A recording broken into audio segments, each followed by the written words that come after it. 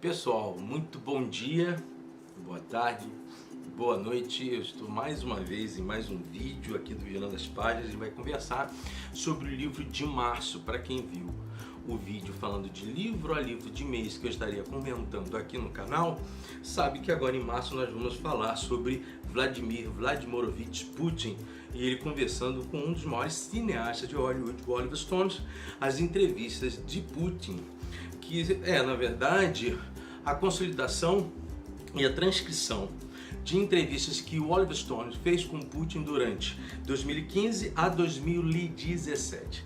Agora, antes de falar sobre isso, eu queria fazer alguns alertas importantes. Quando você vai tratar assuntos que estão ligados, quando você vai fazer uma análise, ou pelo menos ler titãs da política, você tem que primeiro não se dar como torcedor. Você não pode ser torcedor, ainda que você tenha suas concepções do que há de melhor dentro do conceito de Estado, por exemplo, o que você gostaria de estar vivendo em seu país, os modelos e exemplos públicos que você tem. Isso tudo é aceitável. Na verdade, o que acontece hoje em dia é que pessoas leem pouco, muito pouco, e dificilmente leem bibliografias de grandes entes políticos, concordando com eles ou não. Eu tenho aqui este livro do Oliver Stone falando sobre Putin, mas também eu queria propor para você outras perspectivas de obras que você precisa ler para conhecer, por exemplo, a história da Rússia, né? Então eu proponho para você estar lendo obras que contextualizem a história da Rússia, obras que contextualizem a história da China, obras que contextualizem a história dos Estados Unidos, a história do Brasil, e a partir daí as leituras dos movimentos e momentos históricos de cada um desses países, obras sobre a Europa, obras sobre a África, né? Obras sobre a África, obras sobre a América do Sul. Você precisa estar lendo, e lendo as mais diversas matizes, as mais diversas perspectivas, orientações que se dão acerca dos contextos históricos. Então você pode, e você vai ler muito bem, Eric Hobsbawm, As Eras, que Eric Hobsbawm vai traduzindo em cada um dos seus volumes. Isso é muito interessante. Mas também você pode estar lendo Raymond Aron, que tem tudo a ver para os dias de hoje, com seu livro Paz e Guerra. Ou seja, sair deste cabresto ideológico e pular os muros do entendimento. Então você tem todo o direito de ter uma biblioteca daquele senhorzinho da Alemanha da Segunda Guerra Mundial. Se eu falar o nome desse senhor, a gente acaba tendo... o YouTube acaba proibindo o canal de existir, mas é importante que você leia aquele cara para nunca mais se repetir o que aconteceu no período da Segunda Guerra Mundial, para que líderes iguais àquele jamais existam. Por isso eu tenho vários livros sobre a cultura alemã da década de 30 até 45. E também conseguimos perceber que os fomentos para a existência de ditadores muitas vezes são feitos por aqueles que nós chamamos de bonzinhos, através de políticas internacionais injustas. E isso não é um vitimismo na minha análise. Então eu queria propor para vocês algumas obras que você pudesse estar lendo mais. Eu queria também combinar uma coisa. Eu, a partir de agora, para que a gente não tenha problema no canal, eu vou estar citando, e aí, alguns nomes que vocês vão entender. Quando eu falar da Grande Águia, vocês sabem de quem eu estou falando. Quando eu falar do Grande Urso, vocês sabem de quem eu estou falando. Quando eu falar da Grande Muralha, vocês saberão de quem eu estou falando também. E quando eu falar do Grande Canarinho, vocês saberão de quem eu estou falando também. Obviamente eu vou fazer com tudo, de tudo, para que você compreenda e tenha noção dos aspectos dos quais eu vou debater aqui. E também eu criei um termo, bolha família digital, né? Que é talvez um ente a ser muito estudado, e que o Harari descreveu bem no seu livro Sapiens, sobre os riscos, ainda que ele tenha passado pano para esse pessoal, mas sobre os riscos que a grande família digital nos trazem. Não é à toa que agora, 1984, né, está em domínio público, e eu digo a você que você busque ler 1984. Agora mesmo, uma amiga lá no canal perguntou só qual das edições ela poderia ler. Eu indiquei a ela que lesse a edição da Companhia das Letras de aniversário. Se eu não estou enganado, é da Companhia das Letras, que há uma descrição que, para quem não conhece a vida do George Orwell, ela vai descrevendo o sentido não só da história e os impactos que eles se dão a partir do próprio autor. Eu tenho um pouco do George Orwell porque eu falei Animal Farm, eu comentei aqui sobre Animal Farm, comentei aqui sobre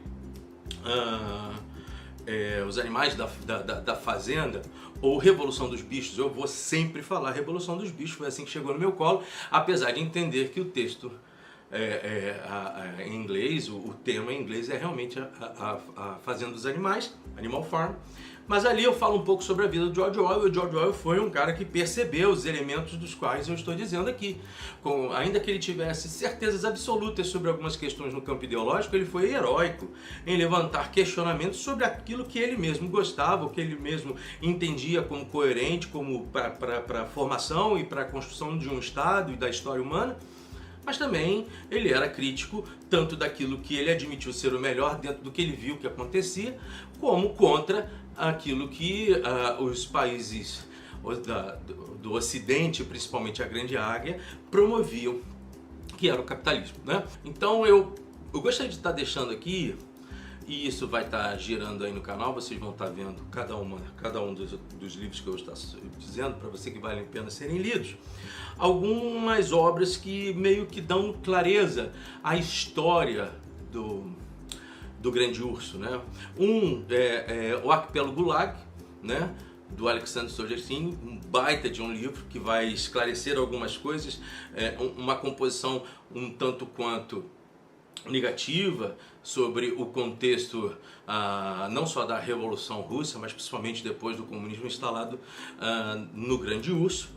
Mais à frente, eu também indico a Bibliografia de Stalin, do Dmitry Volkogon, um baita de um livro. Vocês vão adorar essa obra. Quem gosta de uma bibliografia bem espaçada, bem trabalhada, essa bibliografia do Stalin é espetacular. Um outro é Reconstruindo Lenin, da Thomas Krause. Esse livro não tem aqui traduzido em português, então você vai ter que lê-lo em inglês. E o Pedro Grande, do Robert Massey, que é um baita de um livro, não só do Pedro Grande, mas também de Catarina, que é uma das grandes expoentes femininas da política internacional, né? Então esses livros vão te dar alguns aspectos muito importantes para a construção de uma identidade do que é a história russa, os componentes russos. Um outro livro muito interessante sobre do próprio Vladimir Putin, o czar da Rússia, uma baita obra, importantíssima para que você possa serenar os teus ânimos e conhecer um pouquinho mais sobre o Putin, sobre um daqueles que eu acho hoje, no mundo, atualmente, eu acho ele o maior estadista vivo. Talvez seja, depois da Rainha Elizabeth, a figura pública que está há mais tempo no poder, né?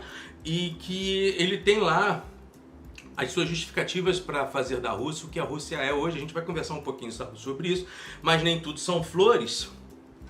Eu tenho uma obra aqui também muito interessante, que veio pela editora Avishara, do Dr. Grigory Rodchenkov. Grigory Rodchenkov, tá, gente? É russo, por favor.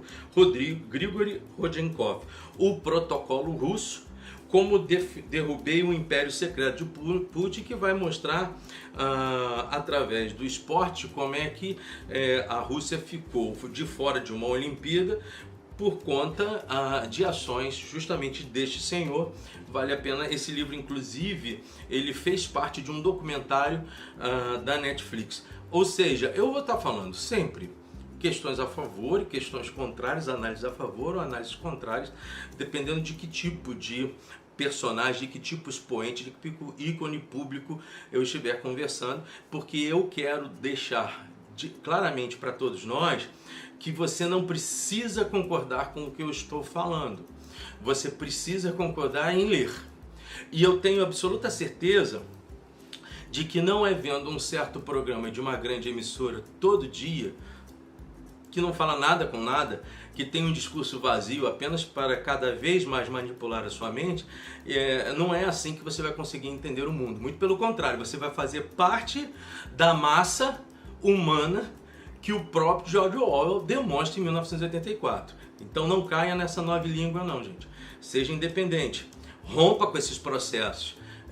Acidentalmente, e foi acidentalmente mesmo, eu fiquei 3 minutos vendo outro dia essa aberração, na minha visão é uma aberração, e com todo respeito se você vê, mas para mim é uma aberração, e assim, eu não consegui tirar dali suco nenhum, a não ser uma grande fofoca global, com intenções secundárias, com discursos secundários, desabotoando e desbotando grandes temas que precisam ser avaliados nos dias de hoje e colocando isso tudo bem abaixo do tapete. Então, para mim, aquilo ali, tendo ou não tendo, não vale nada. Uma obra agora, desculpa gente, voltando para cá, porque me interessa, uma outra obra que eu acho importantíssima para você estar lendo, é do Robert Massie, o mesmo Robert Massie que falou, que escreveu sobre Pedro o Grande.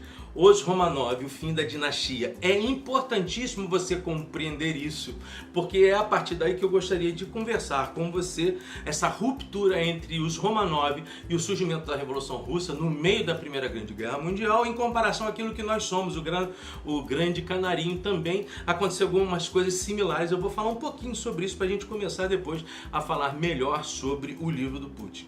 Eu tenho ícones, então Armando, perguntas que normalmente faz. Você é de direita ou você é de esquerda? Eu digo diretamente qual é o meu modelo de Estado. O meu modelo de Estado é um Estado monárquico parlamentarista. Isso não quer dizer que eu compreenda que toda república não preste.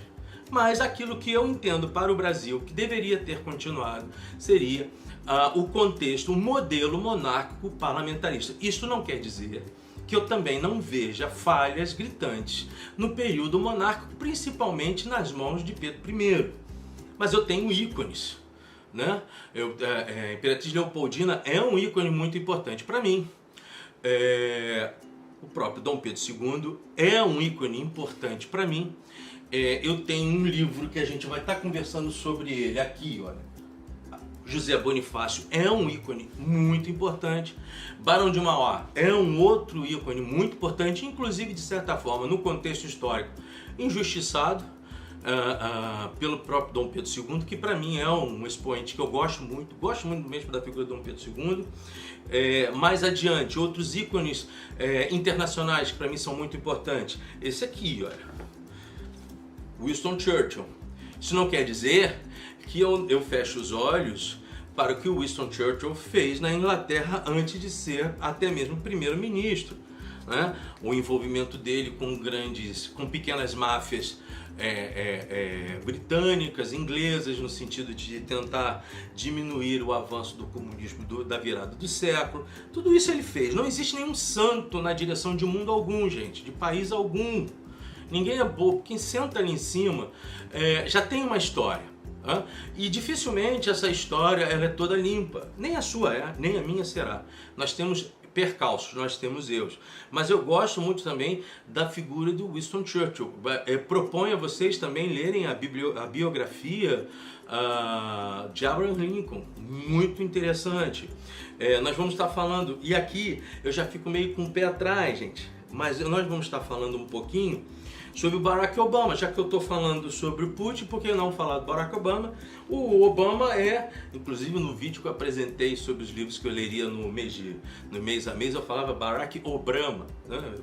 Gente, olha, eu vou falar, a velhice chega. Barack Obama, da Companhia das Letras.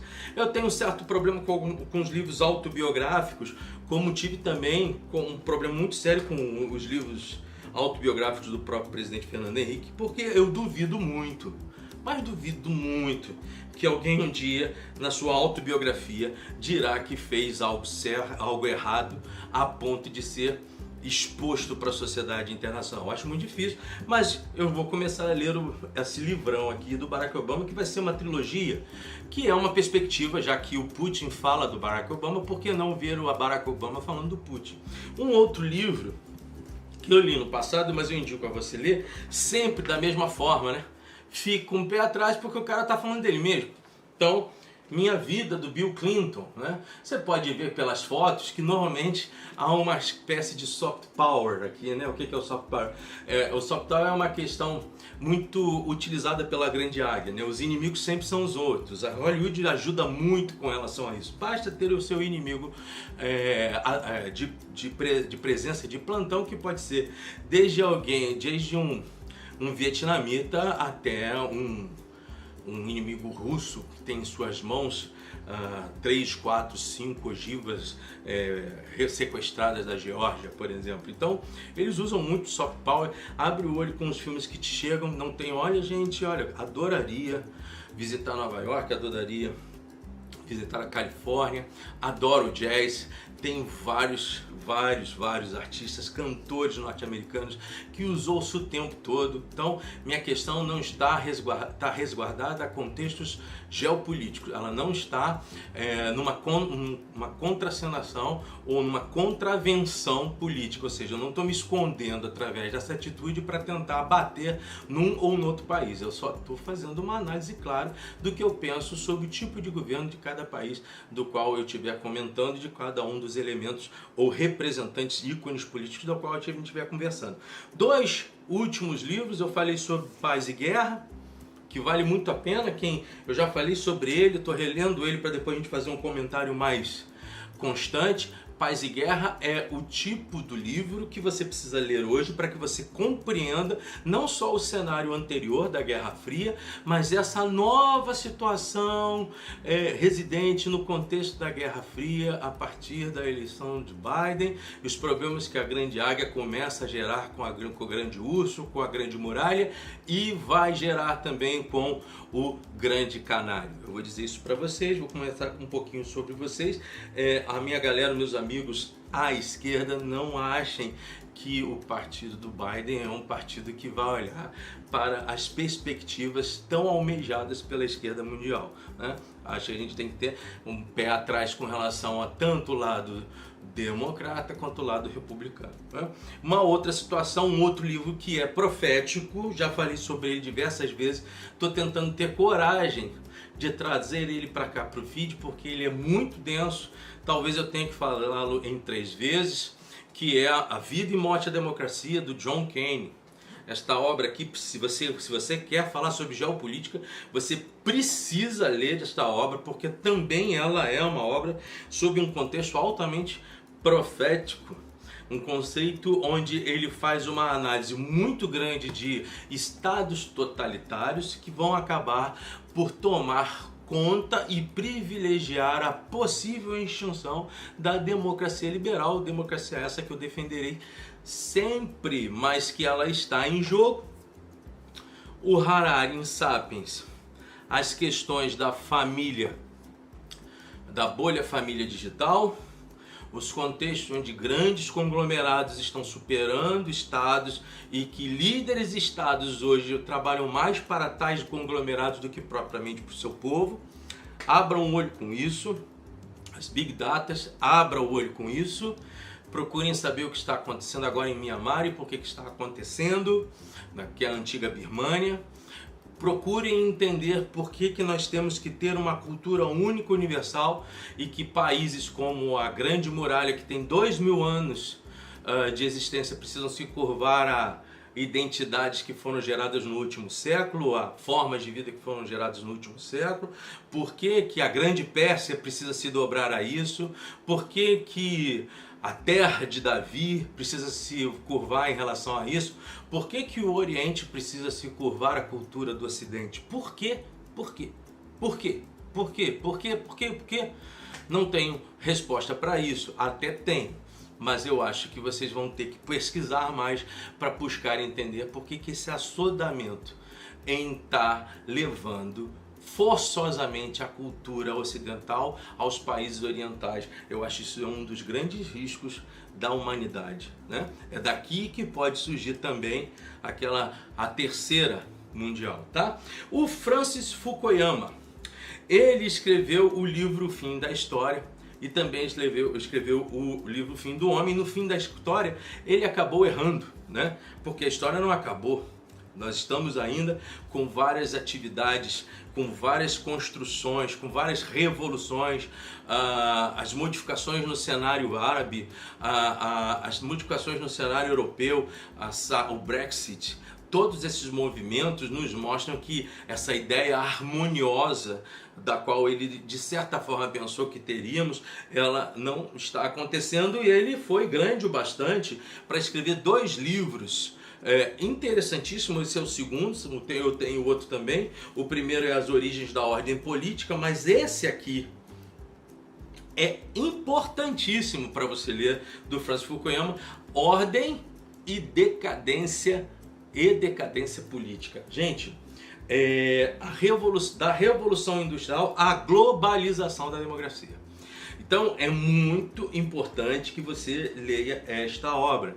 E sempre com senso crítico. Você não é obrigado, ainda mais nesses assuntos aqui, você não é obrigado a concordar com tudo que o autor fala. É diferente, por exemplo, por mais que eu não goste do final de um romance ou outro, eu não tenho que discutir com o autor um romance que ele está escrevendo. Por mais que eu odeie mortes que acontecem em Os Miseráveis de Victor Hugo, eu tenho que compreender que aquilo ali é liberdade artística, a capacidade do autor em escrever a sua trama, em escrever os seus romances. Mas quando eu estou lendo contextos relacionados à geopolítica e também às biografias de grandes expoentes, eu tenho que me ater ao que está sendo escrito, sabendo inclusive a origem de quem escreve, que às vezes pode ser mais próximo, mais adepto, mais ao autor ou concorrente a ele. E aí você tem que fazer a sua síntese. Eu tenho aqui outras, eu tenho aqui, por exemplo, eu tenho a biografia do Luiz Carlos Prestes, né? Mas eu tenho também a biografia do Carlos Lacerda, Getúlio Vargas. Quer dizer, você tem que ler esses caras todos, porque de uma forma ou de outra nós fazemos parte de um país que tem todas essas tendências, esses expoentes políticos que acabavam por pensar o Brasil cada um segundo a sua matiz ideológica, e você tem que perceber o que esse cara trouxe de bom e o que trouxe de ruim para juntar o que é bom e propor situações melhores para o nosso país, que não vai nada bem. E não vai nada bem não é só de hoje. Ele não ter ido bem já de um braço ou de outro. Os erros são cometidos, as repetições e os erros dessa plataforma, infeliz plataforma populista que nós temos, também é muito complicada. O último livro, eu não sei se eu falei, eu acho que eu falei, né? Democracia Ameaçada, do Joshua Wong. Eu vou estar falando sobre ele também, bate um pouquinho na Grande Muralha. Vamos então começar a falar de Vladimir Vladimirovich Putin. Eu já falei para vocês sobre essa questão que o Oliver Stone, quem não conhece o Oliver Stone, um grande cineasta, obras como 4 de Julho, Platoon, agora em 2012 o filme sobre o Snowden, JK, por exemplo, quando mostra a crise dos mísseis, Kennedy de um lado, Khrushchev do outro, os mísseis em Cuba. O Putin fala sobre isso quando lhe perguntam esta situação. Ele falou: pois é, nós mandamos mísseis para Cuba porque os Estados Unidos mandaram mísseis. A Grande Águia mandou os mísseis para a Turquia. Então fica aquela coisa, aquilo que ele chama de equidade de balanceamento, né? Se você tem aqui, eu vou ter aí.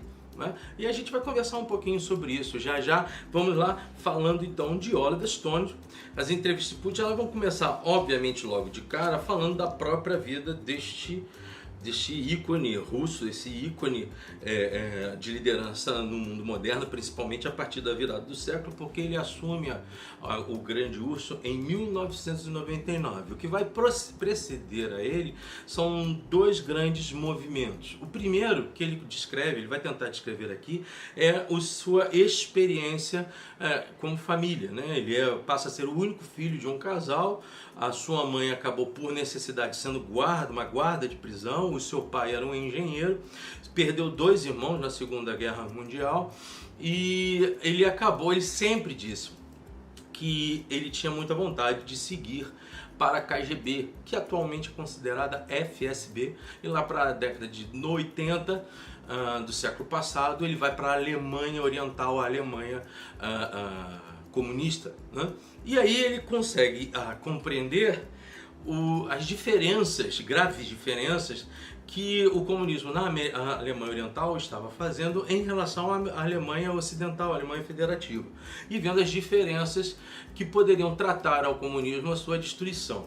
Ele volta da Alemanha com uma percepção completamente não contrária à União Soviética na época, mas contrária à herança que o comunismo estava tendo, porque ele entendia que o comunismo não estava habilitado a compreender os processos históricos e a se adiantar, a se atualizar nesse sentido. Então você tem, antes dele, acaba surgindo o Mikhail Gorbachev, que vai ser o último presidente da União das Repúblicas Socialistas Soviéticas, e o Gorbachev vai começar a ideia da perestroika. Então Oliver Stone, aquele que fez JK, fez Platoon, em 2012 ele tinha feito um filme baseado em umas entrevistas que ele fez com Snowden, que eu vou falar um pouquinho sobre isso, inclusive para você que vive no Grande Canário abrir os olhos, os ouvidos e sentir o cheiro de coisas perigosas que estão chegando ao Brasil, né? Ele fez JK. Platoon foi uma obra extraordinária, nascido a 4 de julho, um outro grande livro, uma outra grande obra, perdão. Ele soube construir sempre temáticas muito ardidas, muito ácidas, e sempre se fez como... Ele sempre quis ser um diretor dentro do mundo do cinema, crítico, trazendo tensões e trazendo temas muito críticos de análise da sociedade norte-americana.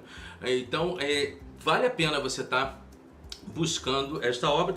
Queria dizer que a TVT e o Fernando Moraes, e eu inclusive eu vou colocar o link deles, preciso colocar, essas entrevistas todas já foram editadas tanto pela TVT quanto pelo Fernando Moraes. Eles estiveram à frente desse projeto. Você vai colocar os 4 links sobre as entrevistas que estão inseridas, ou parte delas que estão inseridas nesta obra aqui. Vale muito a pena você estar participando e você estar lendo sobre isso.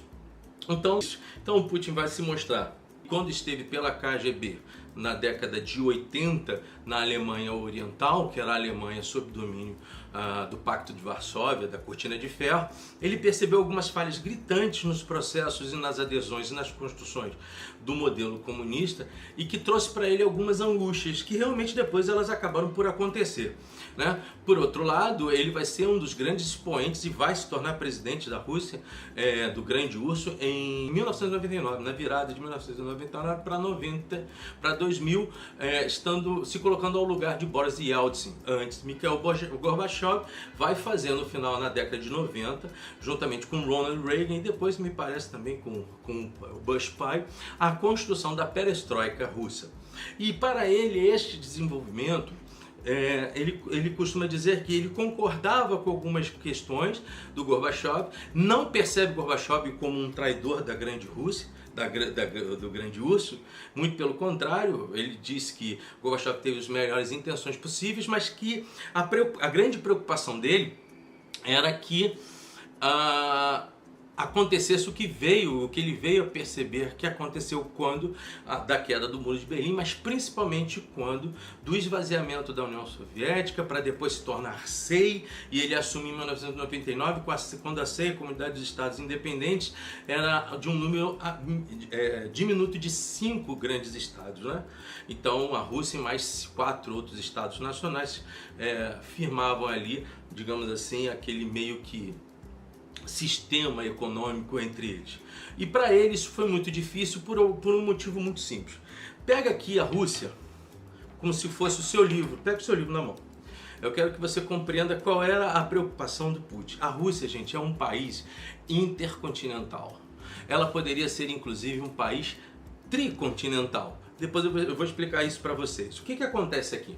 Se você pega a Rússia olhando para ela, olha para o teu livro, esse lado aqui de baixo depois da década de 50, depois da Segunda Guerra Mundial, ele começou na mudança do cenário da geopolítica, que acabou por concorrer primeiro no contexto da Guerra Fria e depois da queda da União Soviética, essa política moderna globalista que nós temos visto, ele tem uma preocupação básica. Primeiro, ele tem um país enorme, é o maior país do mundo. Aqui em cima, nessa parte aqui de cima, existe um país, um território chamado Alasca, que pertence aos Estados Unidos e que dificilmente pertenceria aos Estados Unidos hoje, se a realidade mundial da época, quando ele foi vendido pelo Império Russo aos americanos, fosse parecida com essa, né? Então, aqui fica o Alasca, né? Então, aqui uma presença norte-americana clara, que está a 3.000 quilômetros das costas russas e tem uma ilha no meio que diminui ainda mais essa distância. Esse é o primeiro passo. Aqui embaixo, bem aqui na bumbum, a sudeste aqui, bem aqui no bumbum da Rússia está o Japão. Se você fizer uma vírgulazinha e cair aqui de cabeça, você tem a Coreia do Sul, em si, que tem as bases norte-americanas. Alasca, Japão, Coreia do Sul. Acima você tem a Coreia do Norte, muito bem protegida pela China e talvez, se não for o primeiro, a maior extensão fronteiriça que existe no mundo entre China e Rússia. Lembrando que enquanto que essa relação China e Rússia nunca foi tão afável como todo mundo pensa, pelo simples fato dos dois países serem comunistas. Um é um comunismo maoísta, o outro um comunismo stalinista, e que se deram muito bem quando esses dois expoentes estavam vivos. Após a morte de Stalin, o Partido Comunista Russo começou a tender a um afastamento de Mao Tse-tung, lembrando que no período já de Ronald Reagan e um pouquinho antes com Jimmy Carter mesmo, a intenção de financiar a China para ser uma oponente à Rússia foi forte. A Grande Muralha recebeu muita grana da Grande Águia para ser uma espécie de não necessariamente uma confrontadora bélica, mas alguém mais aderente às políticas da Grande Águia, e eles, o que a Grande Muralha é hoje, muito é por esse financiamento da Grande Águia, não esqueçam disso. Então eles têm aqui, hoje a relação está sendo melhor, até porque agora com o Biden está cada vez mais próximo a Grande Urso e Grande Muralha. Então eles ainda têm essa situação aqui. Mais embaixo, gente, eles têm Irã, Índia, sempre um conflito atômico com o Paquistão, Geórgia, Ucrânia, a discussão pela Crimeia e a tomada que eles fizeram nos últimos anos da Crimeia, trouxeram de volta. Então eles conseguiram salvaguardar o porto de Sebastopol, conseguiram salvaguardar o porto de Vladivostok. Então eles conseguem aqui segurar, ter aqui o Mar Negro sobre a sua mão e compor aqui um certo cinturão de segurança do território russo. E nesta região aqui há, obviamente, produção, não só a produção do gás, como também produção petrolífera e, obviamente, também uma costura geopolítica de dominação, uma costura geopolítica de permanência militar, né? Mais acima, no Ártico, vocês sabiam que está havendo um certo derretimento no Ártico. Então essa parte do norte da Rússia, ali em cima no Ártico, algumas áreas estão se derretendo. E esse derretimento dessas áreas estão criando novos caminhos econômicos. E lá em cima você também tem uma grande concentração de petróleo.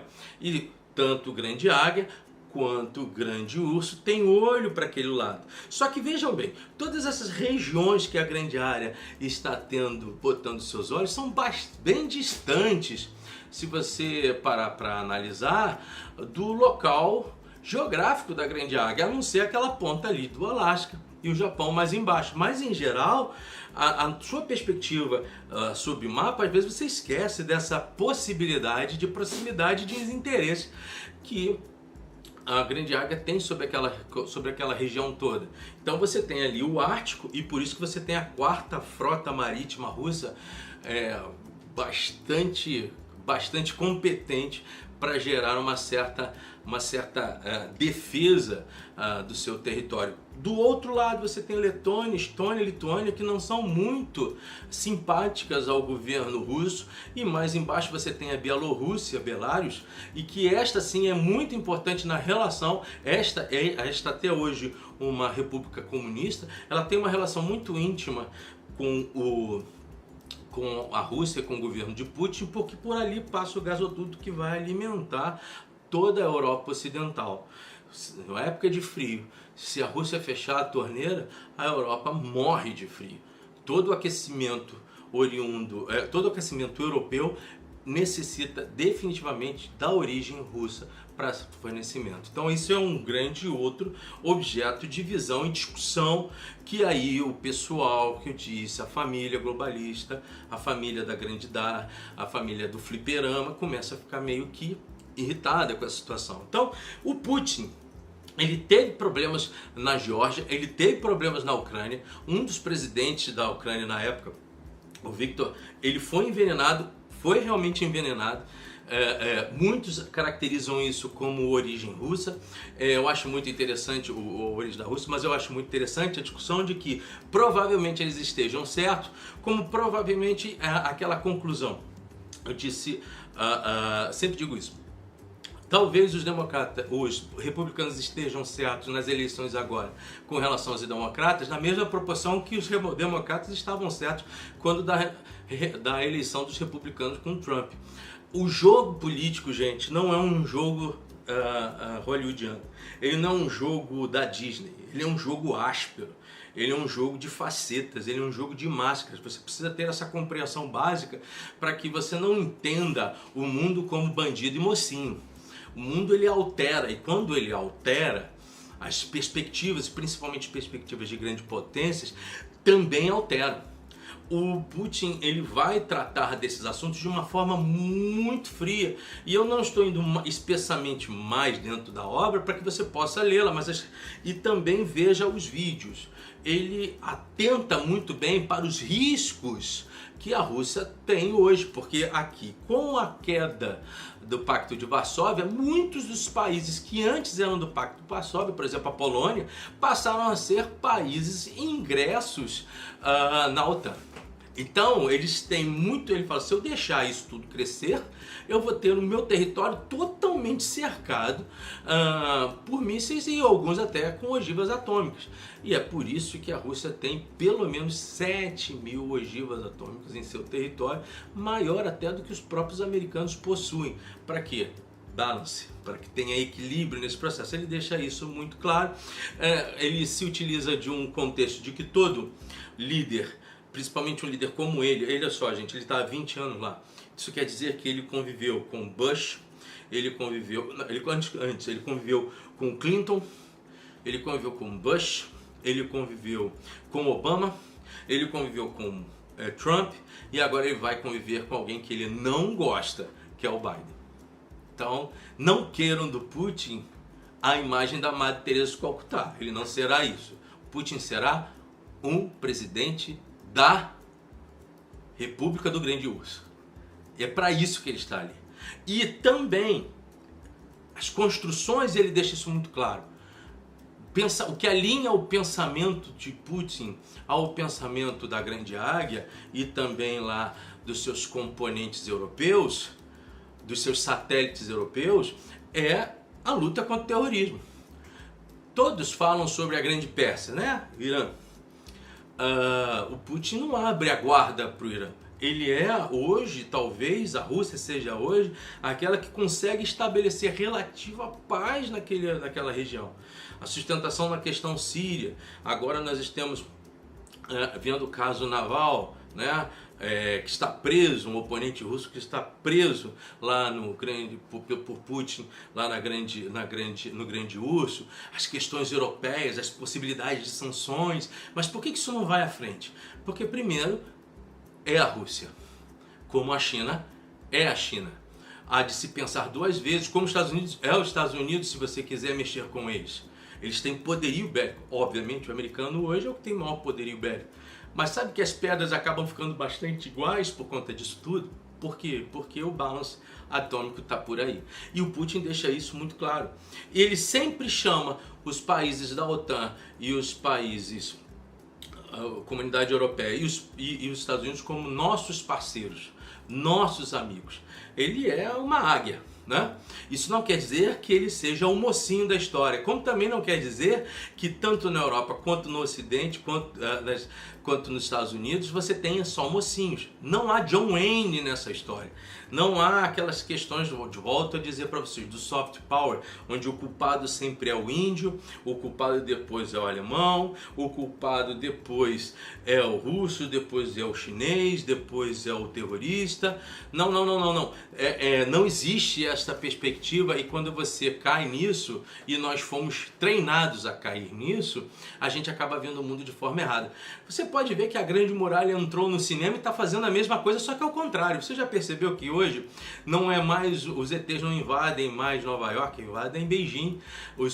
Quem consegue resolver um grande problema, a Netflix tem mostrado isso o tempo todo, um grande problema no cosmos, uma equipe da grande muralha que resolve, que salva toda a humanidade. É o mesmo conceito, e isso está lá dentro na escola de Frankfurt, principalmente com Adorno e Horkheimer, né? A dialética do Adorno e Horkheimer, ela é muito importante para compreender todos os projetos e tudo aquilo que aconteceu em Hollywood. Faça uma olhada, dá uma olhada no que eles pensam sobre isso, do que a escola de Frankfurt pensa sobre isso.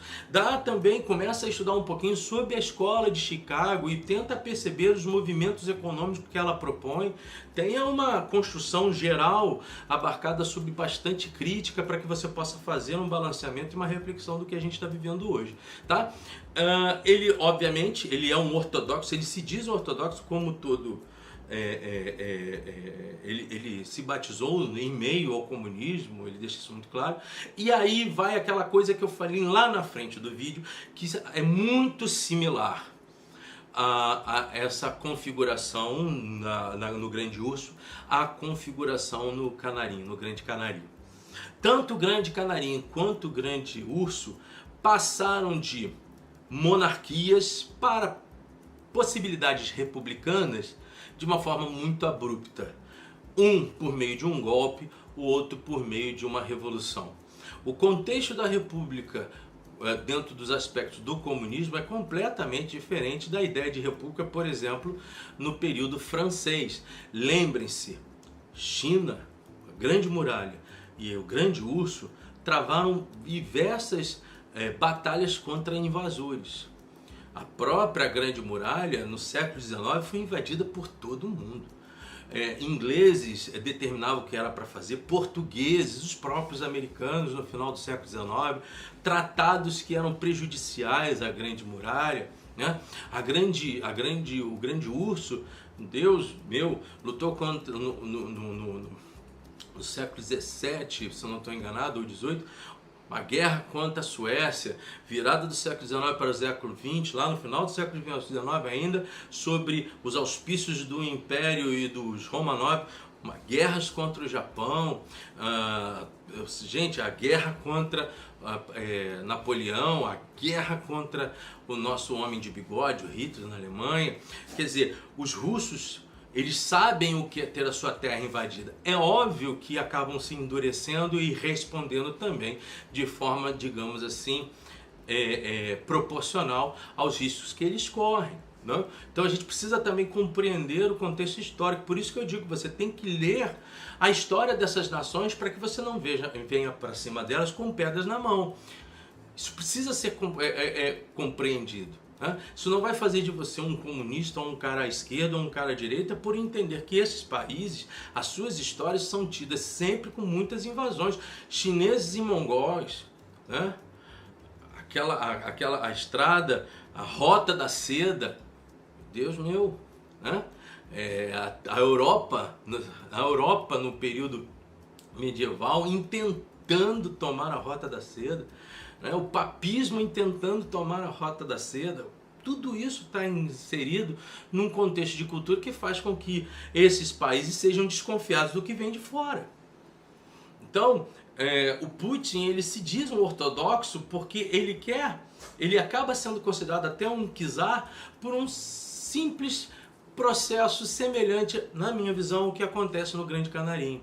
A ruptura da monarquia no Grande Canarinho não permitiu ao povo desta grande nação compreender o que é a formatação e a construção de uma república livre. Como a própria Grande Águia, apesar da Guerra de Secessão, teve a possibilidade de construir. Certo? Já também os russos não tiveram chance nem mesmo de compreender o que é uma construção de uma república parecida com aquilo que se dispõe na Revolução Francesa, porque não houve tempo para isso, e a construção deles foi de algo modal diferente, que foi com a ideia do marxismo propriamente dito, e também a necessidade de se ler o que Marx pensava e o que depois Lenin e principalmente Stalin pensou. Para você ter essa compreensão.